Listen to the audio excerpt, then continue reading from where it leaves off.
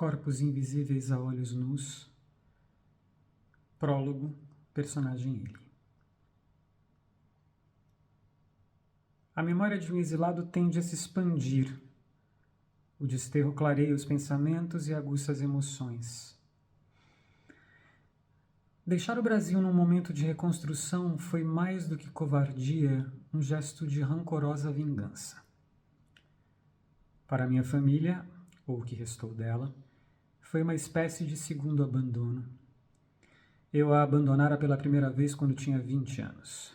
Deixara minha mãe aos prantos em mais uma das inúmeras casas inacabadas pelas quais passamos e da qual eu jamais sentiria saudade. E entendi, enquanto subia a ladeira em direção ao ponto de ônibus, que a solidão era a prima irmã da liberdade. 2 anos antes eu entrara para a universidade e descobrira que, por maiores que fossem as estantes de minha irmã mais velha, elas não seriam grandes o suficiente para conter as alexandrias de livros que o mundo me guardava. Elas, minha irmã e minha mãe, se dedicavam então à tarefa de tentar transformar as ruínas de um casebre em um lugar decente para se viver, o que me parecia praticamente impossível. E eu estava cansado de participar de construções intermináveis de casas que, ao final, era obrigado a abandonar. Encontrara o alçapão que me permitiria fugir daquele mundo do qual eu estava farto. Eu era o rato abandonando o navio a pique, representava de bom grado o papel do Judas traindo o Cristo com um beijo, sem prestar atenção aos que ficavam para não correr o risco de fraquejar. Foi apenas mais um na sucessão de abandonos dos quais eu era ora agente ativo, ora passivo. A vida se faz por abandonos. Desde que cheguei em definitivo ao velho continente, passei a olhar com mais carinho para as suas inúmeras igrejas, nas quais eu nunca tive paciência de entrar. Agora, tentando encontrar rastros de minha existência em cada esquina, todas pareciam belas. Meus antepassados eram muito apegados ao conceito de Deus, mas para mim, crer em Deus da mesma forma que nascer rico é uma questão de sorte. Aos azarados como eu só nos restam os fatos. E os fatos demonstram que não temos nenhuma importância do ponto de vista biológico, somos uma pequena parte dessa engrenagem imensa que chamamos de universo. Vivemos o suficiente para nos reproduzirmos, para colaborarmos com a perpetuação da espécie. Depois disso, nosso corpo começa a se cansar, partimos para o crepúsculo de nossas vidas em direção à morte e nos transformamos em parte da massa que compõe a Terra, completando o nosso ciclo. Ser um animal pensante nesse planeta é mais ou menos como ser uma gota d'água no oceano, com a diferença de que temos consciência de nossa insignificância, ainda que alguns façam questão de ignorar isso. E assim passamos pela vida quase todos. Alguns poucos ganham destaque graças ao dinheiro, ao poder, a uma obra genial, um edifício imenso, uma pintura, uma obra literária, mas mesmo esses possuem apenas a ilusão da relevância. As pessoas comuns como eu, nem essa ilusão temos. Somos assim, invisíveis. Quando eu era criança, havia uma propaganda de refrigerante que estimulava as minhas fantasias.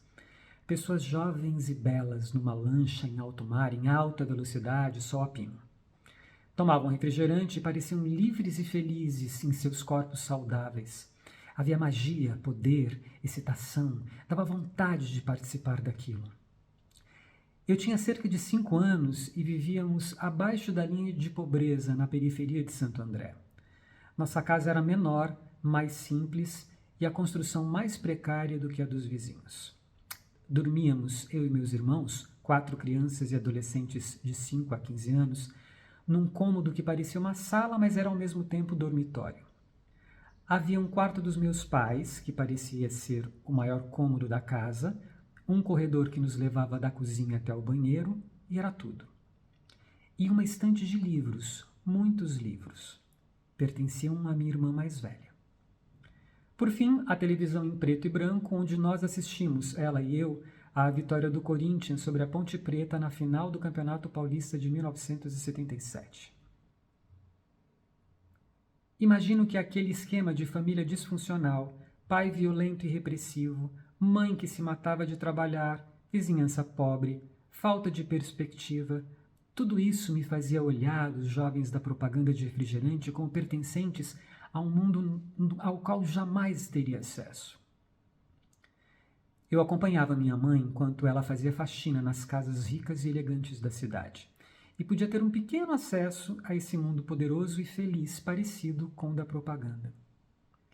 Uma dessas patroas, a dona Alma, tinha uma piscina que eu amava. Suas netas tinham bicicletas e eu amava andar nas bicicletas que não me pertenciam.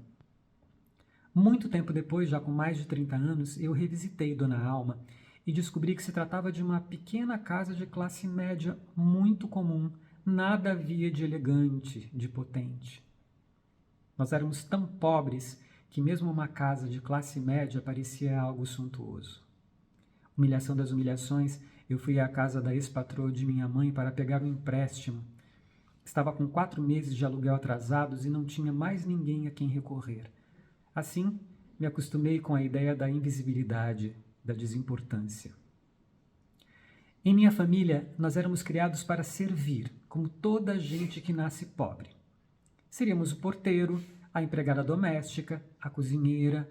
Sempre estaríamos nos bastidores, nunca seríamos os escolhidos, protagonistas ou dignos de nota. Isso era privilégio de alguns poucos que nasciam assim, que tinham a sorte de nascer assim. A mesma sorte que alguns têm quando simplesmente acreditam em Deus.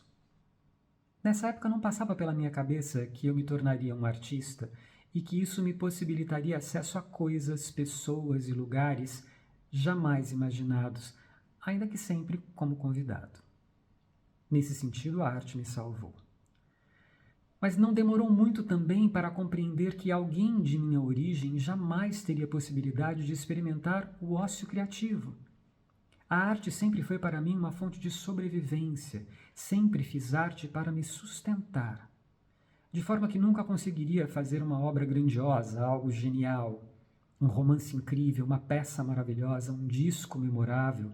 Ainda que eu tivesse gênio e capacidade para isso, não era dono dos meios de produção.